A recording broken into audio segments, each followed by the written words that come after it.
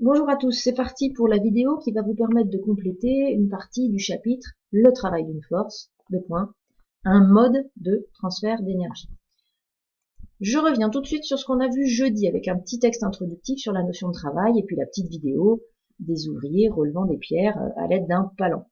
Alors, on a étudié ce petit texte et vous avez bien compris que F, ça désigne l'intensité d'une force et D, c'est le déplacement de cette force. Et puis dans le texte, important, on a vu que un produit F fois D se conserve. Ça veut dire qu'il a tout le temps la même valeur au cours du temps. Alors, cette conservation du produit F fois D nous a permis, et ça on l'a corrigé en classe, de calculer le déplacement d'une force. Donc, on voit bien que, résumons-nous, soit le poids se déplace de 20 cm, donc 100 newtons déplacé de 20 cm, on a fait notre petit calcul, vous retrouverez tous les détails pour compléter votre polycopier correctement. On se rend compte que si on exerce seulement une force de 25 newtons sur la corde du palan, eh ben, il faut tirer la corde, entre guillemets, de 80 cm. Voilà. Remarquez que force 4 fois moins grande, distance de corde à tirer, 4 fois plus grande que le déplacement. Ça peut être un bon indice pour vous. Alors, qu'est-ce qu'il faut retenir en cadre? Le cadre juste en dessous est à compléter. Je vous donne la définition du travail d'une force. Alors, avant de vous montrer l'écran, je le dis à l'oral. Le travail en anglais, work, ce qui vous donne la lettre pour le symbole du travail, c'est W. Là, le travail, on vient d'en parler lors d'un déplacement. Mais il y a un autre cas où ça s'applique. Le travail d'une force permet d'échanger de l'énergie lors d'un déplacement, mais aussi d'une déformation. C'est-à-dire que quand, par exemple, un objet est cassé ou déformé temporairement. Allez, je vous mets la définition, vous allez pouvoir la recopier dans votre cadre. Le travail d'une force, noté work, W, donc en anglais, correspond à l'échange d'énergie dû au déplacement ou à la déformation, déplacement ou déformation d'un système sous l'action d'une force extérieure. Puisqu'on parle d'échange d'énergie, eh ben, l'unité, logiquement, c'est le joule. Alors, petit 2, travail d'une force constante. Avant de faire son travail, on va déjà donner une définition claire d'une force constante. Alors, je vous ai fait une mauvaise blague. La force constante, entre guillemets, c'est 3 en 1, comme le shampoing. Force constante, donc constante au cours du temps. Ce sera le cas si votre force, elle a tout le temps la même direction, tout le temps le même sens, et tout le temps la même intensité en newton. Donc c'est parti, vous pouvez compléter votre définition. Une force est constante quand sa direction, son sens et son intensité sont constantes au cours du temps.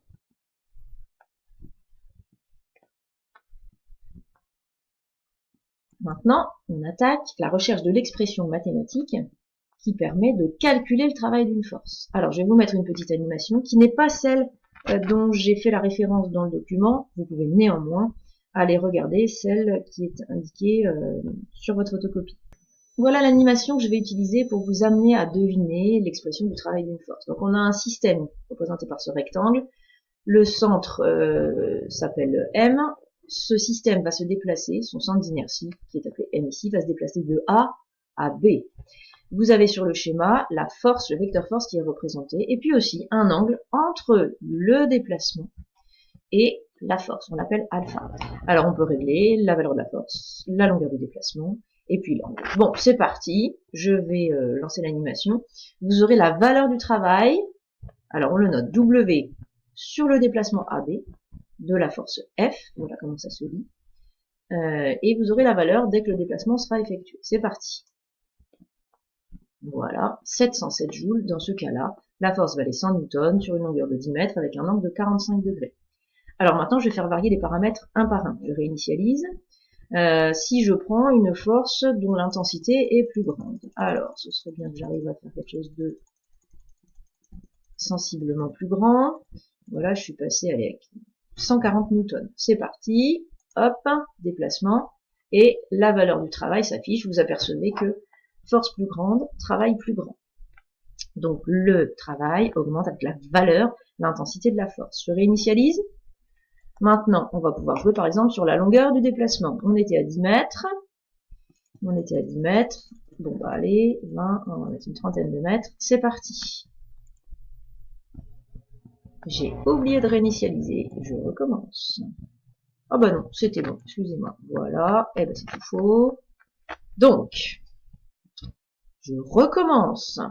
On a dit, et ça, ce curseur fonctionne pas. Si, il fonctionne, qu'est-ce que tu me dis? Alors, 30 mètres, 100 newtons et 45 degrés. C'est parti. Voilà. Et on est à 2121 joules. Vous avez encore une fois déplacement plus important et vous avez un travail qui est plus important. Vous avez peut-être déjà deviné que puisqu'on est passé de 707 à 2121, bah, c'est proportionnel à la longueur. Alors, on continue. Maintenant, on va jouer sur l'angle. On était à 45 degrés. Je vais vous proposer de passer à 0 degré. Alors, donc cette fois-ci, votre force, elle est collinéaire. Elle est même exactement dans le même sens que le déplacement. Allez, 0 degré, 100 newtons et 10 mètres. On y va. Le travail vaut 1000 joules. Il est plus important que lorsque la force avait un angle de 45 degrés. On va reprendre et cette fois-ci, je vais fortement augmenter l'angle. Alors, je vais passer à, si c'est possible, 90 degrés. On va passer par cet intermédiaire-là. Voilà. Donc, 100 newtons, 10 mètres. On y va. Travail de la force sur ce déplacement, 0 joules. Et bien là, c'est un cas intéressant, on dit que la force ne travaille pas. Son travail est nul. Un dernier cas, je vais prendre un angle plus grand que 90 degrés. Allez, hop, un petit peu moins. Voilà, donc la force est au-delà des 90 degrés par rapport au déplacement. Et là, le travail, eh ben, il est négatif. Voilà. Bon, on sent bien que la force s'oppose au déplacement. Et on voit que là, le travail, il est négatif. À partir de tout ça, vous avez certainement deviné que le travail est proportionnel à la valeur de la force, qu'il est proportionnel au déplacement D, ou AB comme vous voulez, et puis il y a l'angle qui compte. Alors, vous avez peut-être reconnu un outil mathématique qui va nous permettre de donner une expression pour le travail d'une force. Alors cette expression-là, voilà, le travail d'une force F sur un déplacement AB, c'est vous l'avez reconnu, le produit scalaire de la force par le déplacement, que l'on peut traduire par intensité de la force F fois déplacement AB fois le cosinus de l'angle qui existe entre le déplacement et la force. On retrouve la signification qui est expliquée au-dessus et vous avez bien F en newton, AB en mètres, cos alpha. Bah, écoutez, là on n'avait pas d'unité. Vous veillerez à vérifier que vos calculatrices sont en degrés quand vous ferez les applications. Bon, on a vu qu'il y avait en gros 3 cas tout à l'heure avec l'animation. Votre travail, il peut être nul, il peut être positif ou négatif. On détaille ces 3 cas là. Nous passons ainsi à la page 2. Alors, le travail, si vous avez un angle inférieur à 90 degrés, votre travail il est positif. On dit, point de vue expression, que le travail il est moteur. Si on a par contre un angle supérieur à 90 degrés, travail négatif, on dit que le travail il est résistant. On l'a dit, la force s'oppose au déplacement. Et puis enfin, si on est tout pile à 90 degrés, bah, la force, elle ne travaille pas. Le travail est nul. En effet, cos de 90 degrés, ça vaut 0. Une remarque qui est écrite déjà sur votre document.